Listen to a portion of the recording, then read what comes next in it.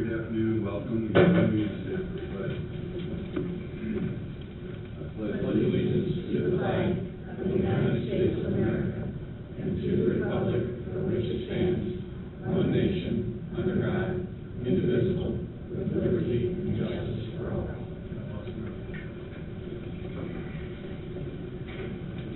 Before we begin, we as a board would like to express our sympathies to Nancy.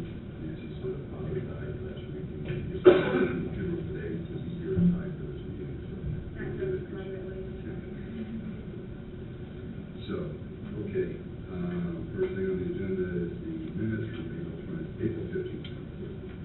I'll move to approve the minutes from April 15th, 2014. Motion second, all in favor, signify by saying aye. Aye, opposed, same sign. Carried.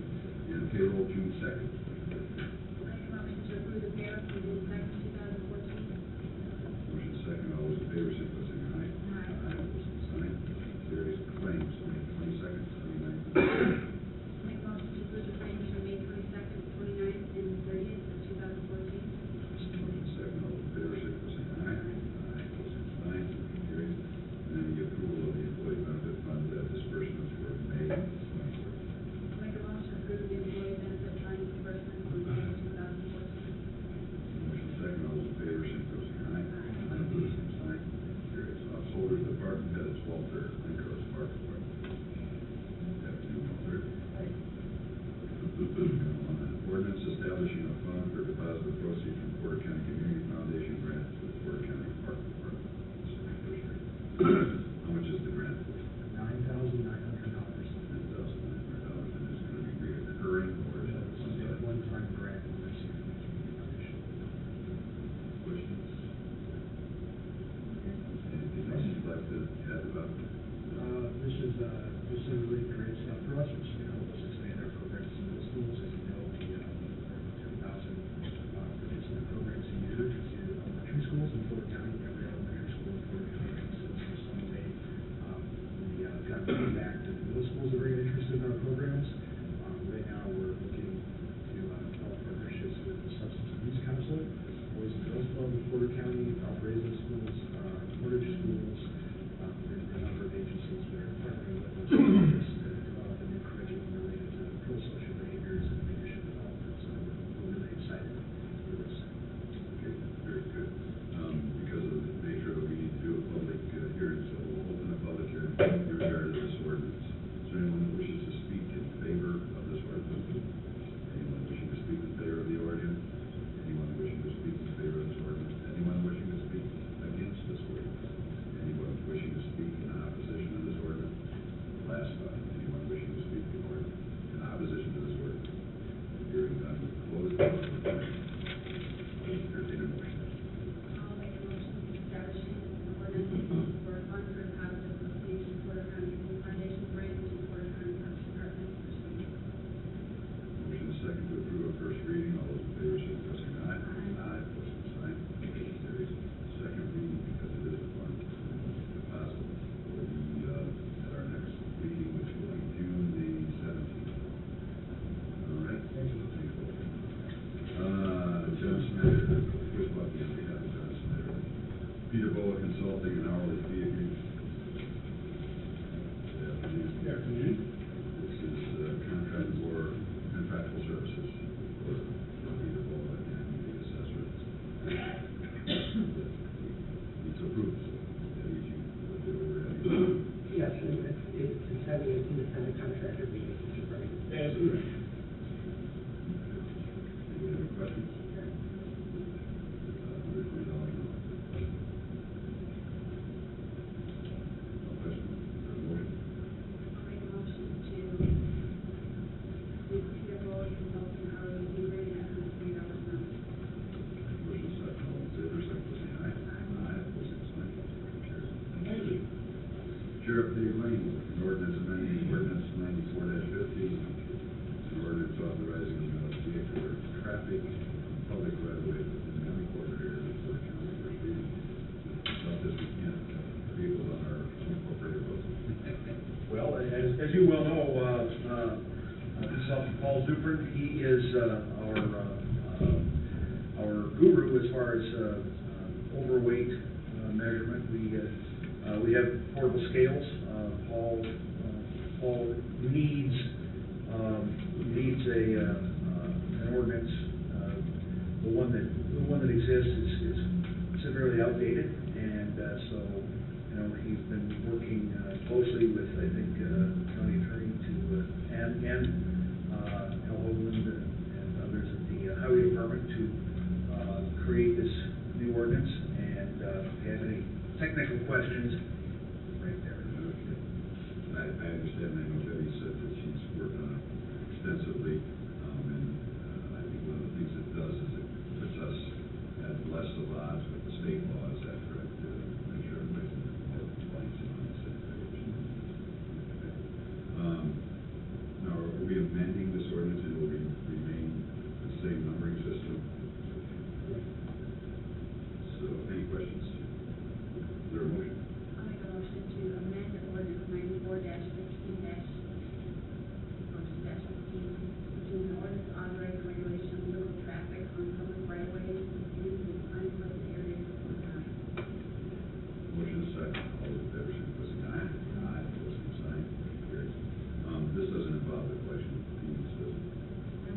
Fine. It does, fine. Okay, we'll have this set for second reading at our next meeting. Okay, now we're gonna talk about an ordinance amending ordinance number 96-4, chapter 1024, vehicle weight restriction. This is the first reading. It does establish the plan, establishes the structure, and puts us in line with the state law in this regard. Is that correct? Right, there's technical data. Any questions? I'll entertain a motion. Make a motion to create an ordinance amending ordinance 96-4, chapter 10, 4, vehicle weight restriction. Motion is second. All those in favor, signify by saying aye. Aye. Aye. Opposed, same sign. We'll do them both on second reading at our meeting. Thank you, and I'd like to thank Officer Zuper as well as Al and his team, Highway Department and County Attorney. They worked hard on getting this, and because I know the overweight vehicles have torn up the roads in recent years. Then I think we're missing some revenue as well. I mean, you've got the new portable scales that you can be out and about where it's not suspected you're going to be, and put them on the trucks on the scales. And the revenue that generates has got to be helped. Oh, sure. And to my mind, it's never about revenue, it's about doing the right thing. I mean, the Highway Department brings horror stories all the time about when conditions deteriorate on the roads.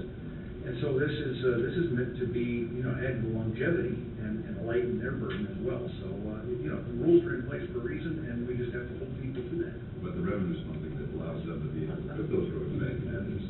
So it is kind of very good. Thank you, guys. Thank you very much. Okay. Correspondence. We have on file the Weights and Measures monthly report for April 16th and May 15th, 2014. We have agreement for the Celebration Wildlife Festival on May 31st and June 1st. We already did that. We did that. An amendment to, well, not an amendment, in addition to that contract. Is there a motion for the agreement? Motion second. All in favor, signify by saying aye. Aye. Opposed, same sign. South Shore Heritage Foundation and Porter County Commissioners memorandum of understanding. This is a memorandum of understanding with the county, the Tourism Bureau, the town of Chesterton, and the town of Porter, and I don't know the town of Burns Harbor, but it's a study committee to see about doing a trolley, putting a trolley back into service from the Tourism Bureau up through the state park, back down through the town of Porter, coming around into the town of Chesterton, and moving back into the Visitors Bureau at Chesterton. So it's for $4,300, I believe, and that goes into a fund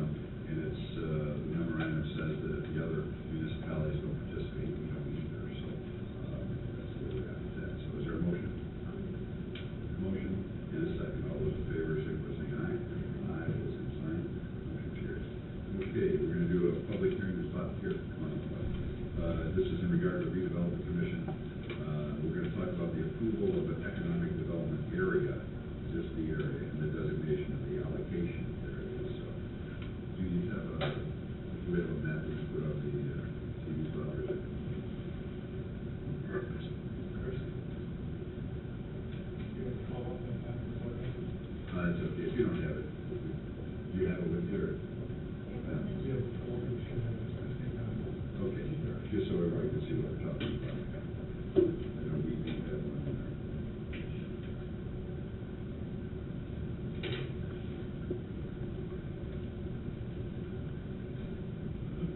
Want to go ahead and explain a little bit about what we're, just so that everybody knows what we're talking about. This would be the last step of the redevelopment commission, it's the approval of the airport plan that the redevelopment commission has done, and also basically the tax allocation area, the economic development area that has been set up by the redevelopment commission. The language in it was talking about doing any new increments coming in at 60-40 split, where 60% is retained by the redevelopment commission, 40% goes straight to all of the taxing units that are within that district. We had a meeting, a special meeting with the redevelopment commission in May to hear the city of Valparaiso. They had some objections to what we were doing on that, as far as they wanted to see more cooperation on that. They were giving us suggestions of looking into, instead of doing a economic development area in there or the allocation area, they wanted us to look into creating an airport development zone. An airport development zone would require special state legislation to go in. There's 7 of them created right now across the states. Gary Airport example is one of them. It would be an area that would be defined by the county commissioners if the legislation goes through, and it essentially allows the commissioners to then set up a airport development zone. It could be the airport authority out there, or it could be another board named as such. It would give this board the authority, similar powers to the redevelopment commission in that sense, where any new commercial or industrial development that comes into that area, they would be able to collect the additional increment on that with the taxes. However, it's very specific on how it has to be spent. It has to be spent on airport development projects, period. Meaning anything within the airport or anything that would help facilitate the airport. Also, it can go for employee training within the defined area. So, I guess an example, if we did the map going up there, this zone would be considerably smaller than the redevelopment commission has proposed here. Other items that we were requested to look into were foreign trade zones. Foreign trade zone is suggested within in plain view, the recently adopted plan that was done by the city, the county, and also the airport. There are a number of suggestions in that. In the foreign trade zone, here's the tax allocation map that was prepared by the redevelopment commission. Foreign trade zone would have to be a sub area to the port. The port is the main foreign trade zone. It would probably, there's no sense of trying to become a separate foreign trade zone. We would tie into the sub area of the port. Again, I believe is also along with this. We would have to go through an approval process with that. What it would allow would be a certain, how would I best describe this? Certain tax reductions on imported items. I don't know if I'm using the proper language when I would say this, but tariff reductions for certain taxes on that. It would allow for that, but within this foreign trade zone, to do this, you must manufacture a product where you're importing in certain items for it, and then you must export it out of this area to be able to receive these certain tariff reductions. There was a number of other items that we looked at. One of them also, too, was in plain view suggests that the county and the city get together to look at having similar, or I should say the same development standards in this area that is described in plain view, so that way any development that comes in, it doesn't matter if it's city or county, we have the same development standards in this area. It also talked about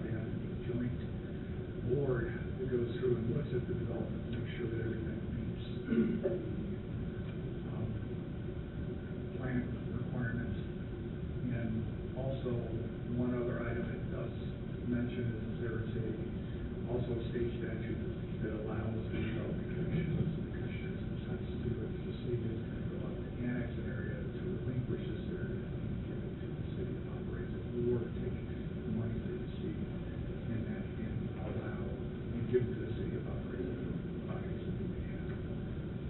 The city of Valparaiso was basically coming to us and asking if they wanted to go, they wanted to see cooperation with us.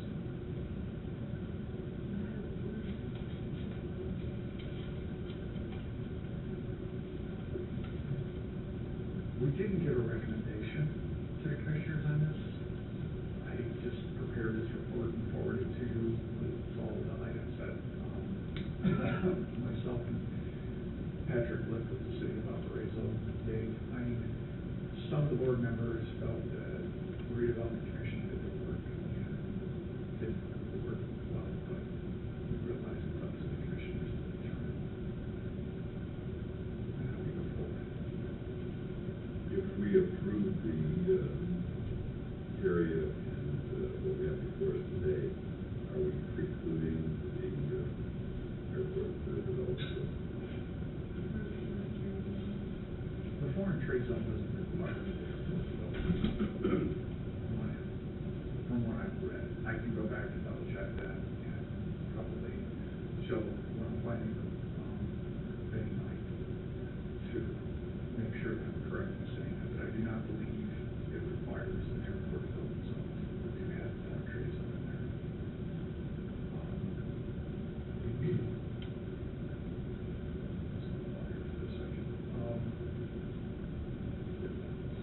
One of the items to be able to go forward with this is going to be the resolution. There were some talks about, and the city of Valparaiso was concerned with the 60-40 split, that we were setting precedent. That was going to,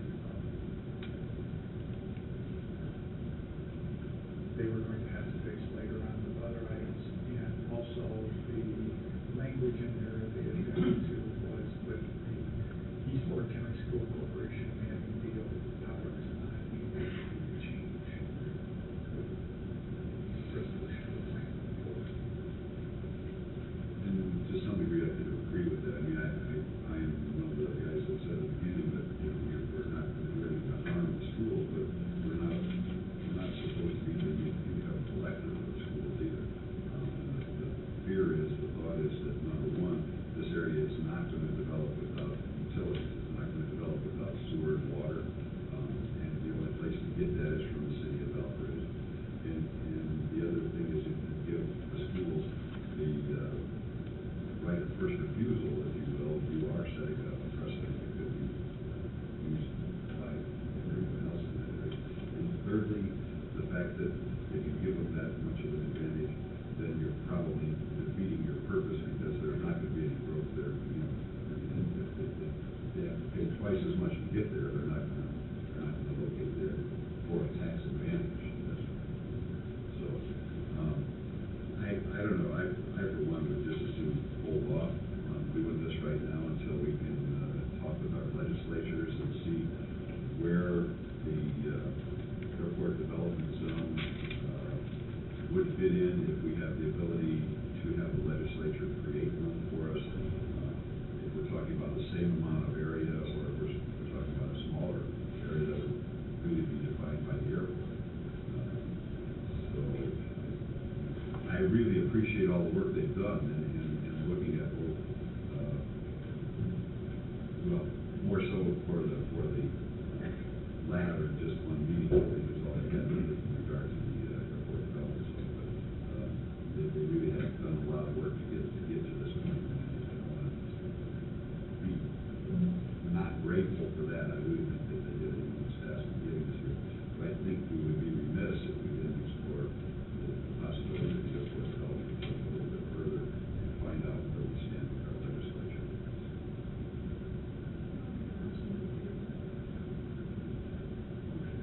Sir?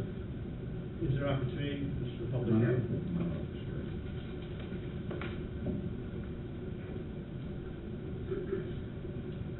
Thank you. I'm Dr. Rob Garland, Superintendent for East Porter County Schools. I want to be present today to talk about the TIF that's been proposed and developed through the Redevelopment Commission. And to go back on a couple of points. East Portage County has always encouraged economic growth and economic development because that's what keeps our county vital. At the same time, we need to make sure that that growth is respectful of the needs of all the taxing units throughout the county: fire, police, libraries, and schools. Because we can't continue to do as well as we're doing and have the high achievement in our schools without the resources to continue to improve our facilities, hire more teachers, and expand our programs.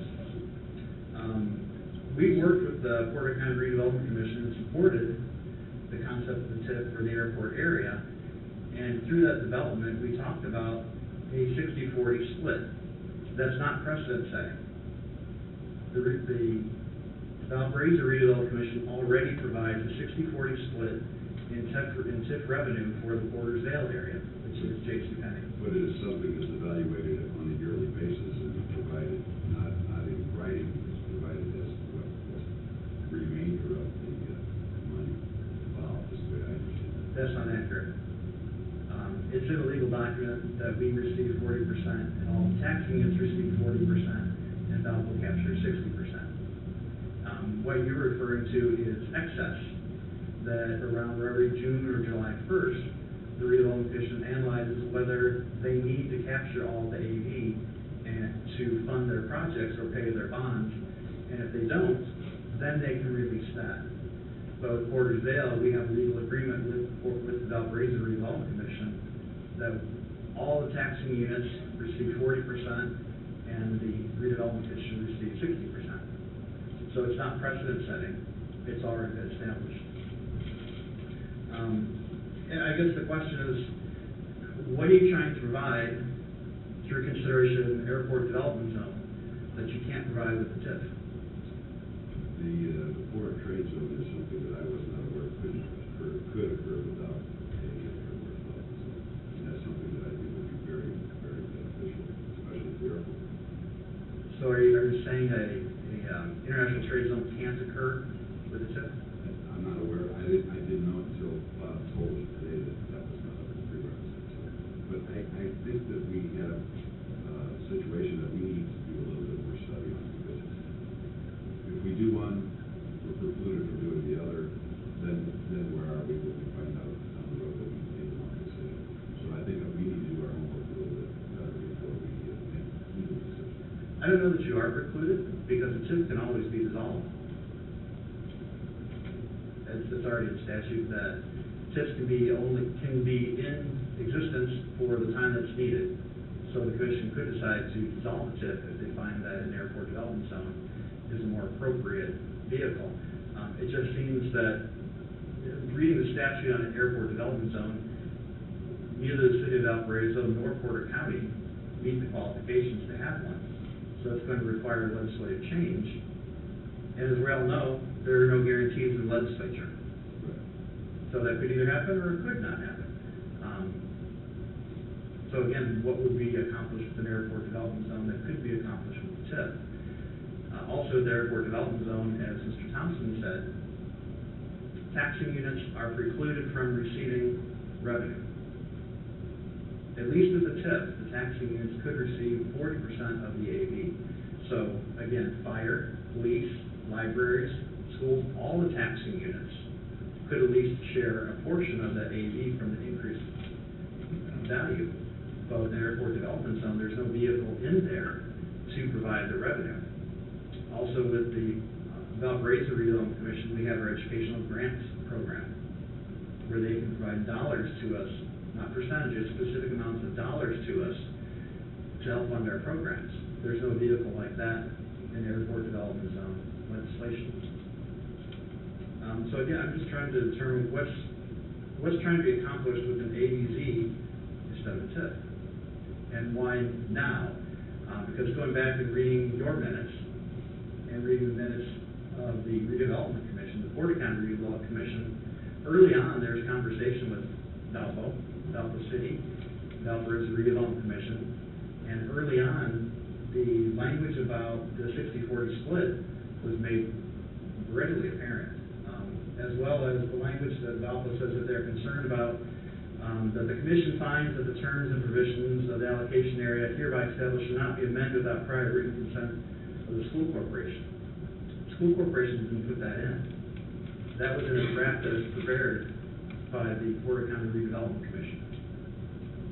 Well, I think that we just need to do a little bit more, like I said, and get our, I don't see a point in enacting a TIF and then turning around and the legislature comes through in less than a year and says we didn't have the airport built. So in the interim, it'll give us the ability to find out which we're better suited for.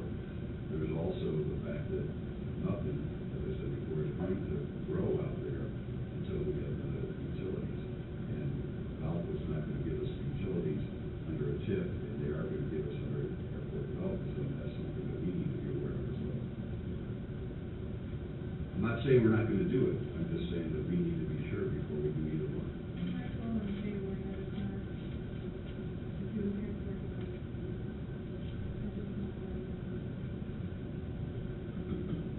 We had a motion, and there was a second, so I'll call the question. All those in favor, signify by saying aye. Aye.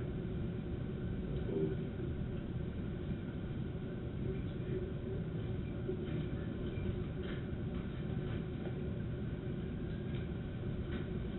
Thank you very much.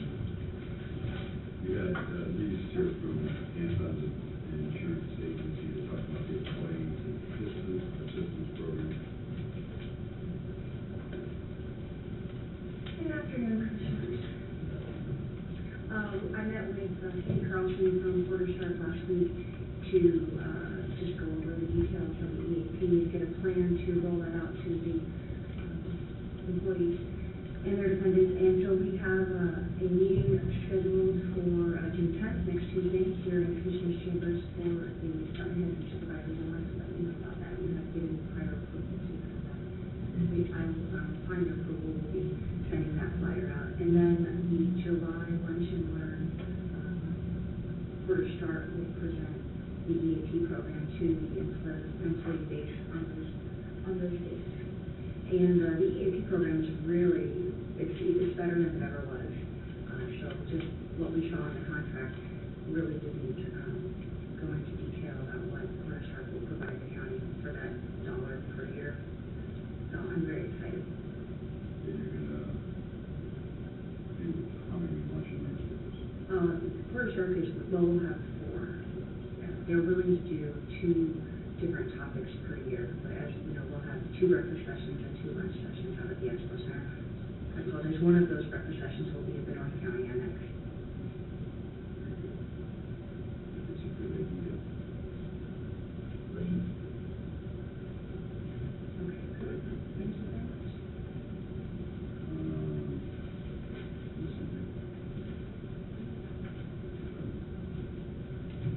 Anybody else wish to address this body? Anyone wish to address this body? Anyone? We stand in recess.